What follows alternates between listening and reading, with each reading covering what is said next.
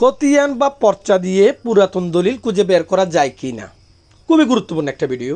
আমি সবাইকে অনুরোধ করব সম্পূর্ণ ভিডিওটি দেখবেন। যদি গুরুত্বপূর্ণ মনে হয় তাহলে অবশ্যই ভিডিওটি শেয়ার করবেন। মূলত খতিয়ান বা পর্চা থাকলে দলিল বের করা সম্ভব। তাহলে কিভাবে সম্ভব?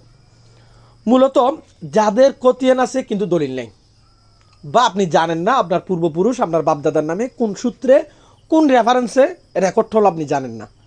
আপনারা যদি আপনাদের দাগ নাম্বার খতিয়ান নাম্বার থাকে, এই দাগ নাম্বার খতিয়ান নাম্বার দিয়ে ওয়ার্কিং ভলিউমের ড্রাফট উত্তোলন করতে পারেন। এটা হচ্ছে একটা মাধ্যম। এরপর আরেকটা মাধ্যম আছে, ওয়ার্কিং ভলিউমের ড্রাফট ছাড়াও আরেকটা মাধ্যম আছে।